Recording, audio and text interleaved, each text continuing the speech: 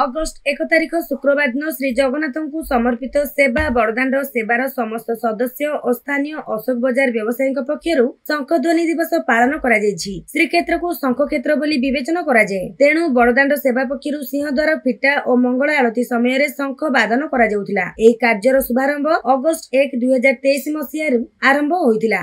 सेवा दीर्घ 1 वर्ष 21 दिन पर्यंत करा प्रत्येक दिन शंखध्वनि द्वारा परिवेश एक आध्यात्मिक मनोभाव सृष्टि होता है। मात्र पुरी जिला मुख्य प्रशासक एही सेवा को अगस्ट 22, 2024 रे बंद कर देथिले। बहुत थर पुरी जिलापाल द्वारस्थ होई लिखित आकार रे जणाइबा परे मध्य कोनोसी सुफल मिलि पारि नथिला। श्री जगन्नाथ उद्देश्य रे आजिर दिन रे शंखध्वनि कार्य आरंभ होइतिबारु आजिर दिन को शंखध्वनि दिवस बोली पालन करि आसुछु। एही कार्यक्रम रे मधुसूदन पृष्टि, रामचंद्र हालदार, जगन्नाथ पाड़ी, पिंकी किन्नर, सागर परिडा, मनोज कुमार साहू, जगन्नाथ दोरा, अशोक बजार कमिटी संपादक कृष्णचंद्र साहू प्रमुख योगदान करथिले। बटकृष्ण महापात्र एवं देवप्रसाद सावत कार्यक्रम परिचालना करथिले। पिंकी किन्नर समस्त को धन्यवाद अर्पण करथिले। जेहेतु आमे बड़दाण्ड सेवा पक्षरु आमे आरंभ करथुलु अगस्ट 1, 23 रे आरंभ करथुलु। वर्तमान हेलानी आज 2025 अगस्ट 1 आमर 2 वर्ष हला आज पालन करबा शंखध्वनि दिवस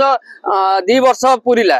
तेणु एहाकू पालन करिया उपलक्षे समस्त बड़दाण्ड सेवार सदस्य बृंद एकाठी होई बड़दाण्ड जेहेतु जगन्नाथ पाखे अगस्ट 1 शंखध्वनि बजा जाइथिला। तेणु अगस्ट 1 शंखध्वनि दिवस रूपे आमे पालन करा जाउची। केदिन चालू एटा आमे तो वर्तमान वर्षे 21 दिन शंख ध्वनि करके आमे जगन्नाथ को बहुत सेवा जोगेइछु। किंतु या भितरे जेहेतु पुरी प्रशासन आउ मुख्य प्रशासन एको हमको बंद कर देइचंती। तथापि आमे अगस्ट 1 को जेहेतु आमे जगन्नाथ पाखे एटा आरंभ करथुलु बड़दाण्ड सेवा पक्षरु राति दिन कष्ट करिकी राति अनिद्रा होइकी कष्ट करी बजेइथुलु। तेणु एही परी आगु को भी एंती अगस्ट 1 बजाय रहिबो दिवस।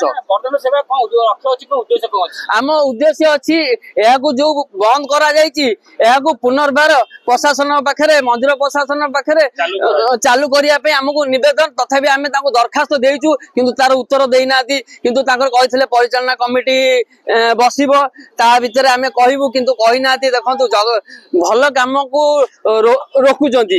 माने गोटे सकाळु गोटे द्वार फिटा मंगल आलती बेले जेतबेले होउथिला शंख ध्वनिटे केते सुंदर लागुथिला। हजार हजार लोक जेतबेले शंख बाजिबे गोटे हल्ला आसे जो माने लाइन था मन को शांति लगे जे वर्तमान द्वार फिटिबो किंतु आत्मसंतोष मिले सांगे सांगे द्वार फिटिबो आसीबे।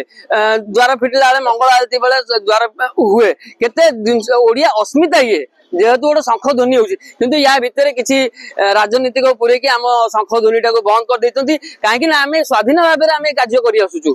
बुझी पारछन ना नहीं आमे ता माने नुह जे कोनोसी एटा जेहेतु शंख क्षेत्र आमे शंख बाजिबोनी आ कोन एटी गंजेई बाजिबो गंजेई फुंकी लोक शंख बाजिया दरकार। किंतु चारिपटे देखंतु किए निशा खाउचंती गंजेई लगुचंती किंतु शंख टिके बाजी पारिबोनी। एटा कोन हमर पुरी प्रशासन हो मंदिर प्रशासन हो एटा को ओडिया अस्मिता एटा आपण कोंतु आपण हमर एटा आरंभ होबा दरकार। आमे या पर भी आउ दिने 2 दिन पर भी आमे मुख्य प्रशासक को जणैबु हमको केमती हम सेवा को हम दियंतु। आमे ताको ऊपर चिरपण नाही तो ओडिया अस्मितार किछि नाही खाली जगन्नाथक ना मूल्य नाही जगन्नाथक ना रे खाली